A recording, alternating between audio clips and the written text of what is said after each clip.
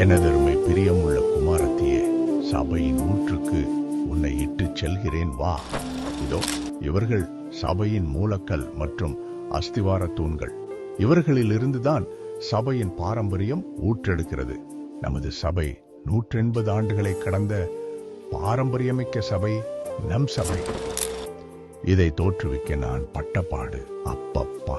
ஆனால் இறைவனின் அருட்கரம் என்னை எப்பொழுதும் வழிநடத்தியது, கடினமான சூழல்களில் தாங்கி பிடித்தது.